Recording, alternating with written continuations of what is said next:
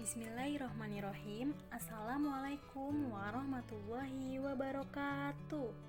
Hai teman-teman, apa kabar semua? Semoga kita semua selalu diberikan kesehatan oleh Allah Subhanahu wa Ta'ala. Perkenalkan, nama saya Fadila Kaldania dengan NIM 1901025206 dari kelas 3L Program Studi PGSD.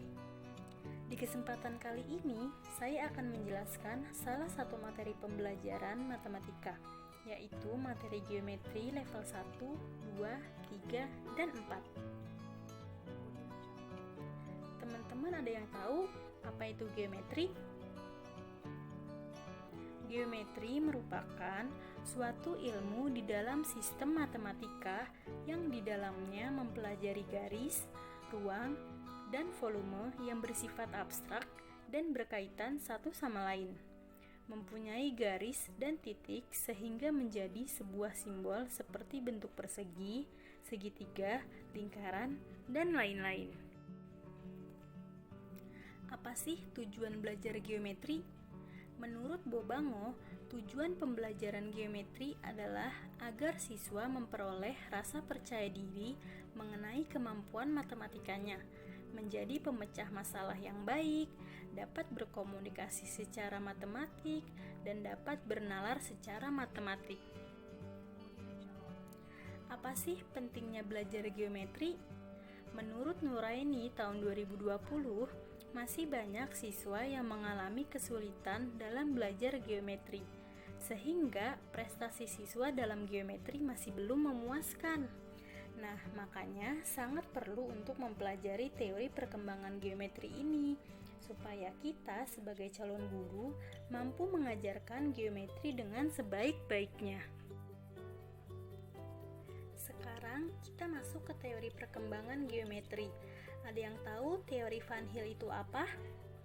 Teori Van Hill merupakan teori mengenai proses perkembangan yang dilalui siswa dalam mempelajari geometri. Dalam belajar pengajaran geometri, Van Hill menguraikan tahap-tahap perkembangan mental anak dalam belajar geometri.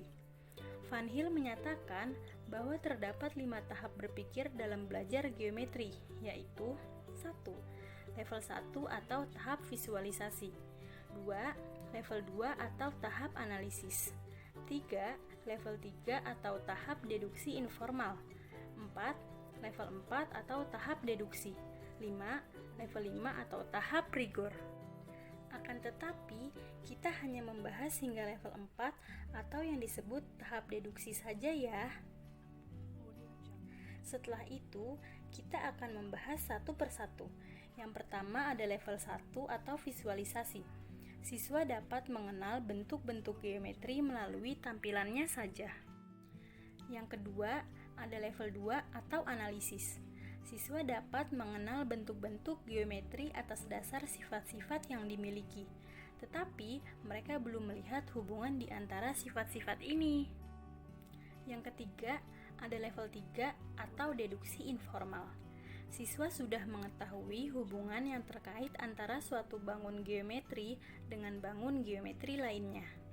Yang keempat, ada level 4 atau deduksi. Dalam tahap ini, siswa sudah mulai mampu menarik kesimpulan secara deduktif, yakni penarikan kesimpulan dari hal-hal yang bersifat umum menuju hal-hal yang bersifat khusus. Nah, setelah mengetahui pembahasan dari masing-masing level, sekarang kita akan mengupas tahapan berdasarkan levelnya ya. Yang pertama ada level 1 atau visualisasi. Siswa dapat mengenal bentuk-bentuk geometri melalui tampilannya saja. Contohnya, di sini ada contoh bangun datar, misalkan yang berwarna merah, oh itu persegi panjang, yang berwarna biru, lingkaran, yang berwarna hijau, segitiga, dan yang berwarna orange adalah persegi. Nah, pada tahapan ini, peserta didik baru bisa mengenali melalui tampilannya saja. Misalnya, yang mana ya persegi panjang? Oh, persegi panjang yang warnanya merah. Kalau persegi yang mana ya? Oh, ternyata persegi yang warnanya orange. Nah, pada tahap ini, siswa hanya baru bisa menunjukkan aja. Yang kedua ada level 2 atau analisis.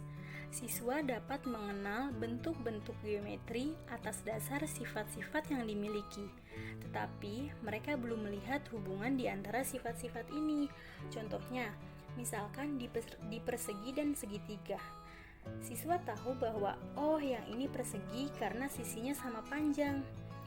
Yang ini segitiga karena sisinya ada 3. Nah, jadi siswa baru sebatas mengenali sifat-sifat dari masing-masingnya saja. Yang ketiga ada level 3 atau deduksi informal. Siswa sudah mampu mengetahui hubungan yang terkait antara suatu bangun geometri dengan bangun geometri lainnya. Contohnya, persegi itu mempunyai 4 sisi yang sama panjang, lalu memiliki sudut yaitu 90 derajat. Nah, kalau persegi panjang, dia mempunyai sudut yang sama seperti persegi, yaitu 90 derajat. Tetapi, persegi panjang hanya memiliki sisi yang saling berhadapan yang sama panjang. Yang keempat, ada level 4 atau deduksi. Dalam tahap ini, siswa sudah mulai mampu menarik kesimpulan secara deduktif, yakni penarikan kesimpulan dari hal-hal yang bersifat umum menuju hal-hal yang bersifat khusus. Contohnya, bagaimana sih cara menghitung keliling persegi? Nah, sebelum kita menghitung keliling persegi, kita harus tahu dulu nih apa definisi dari persegi. Nah, persegi adalah bangun datar yang memiliki 4 sisi yang sama panjang.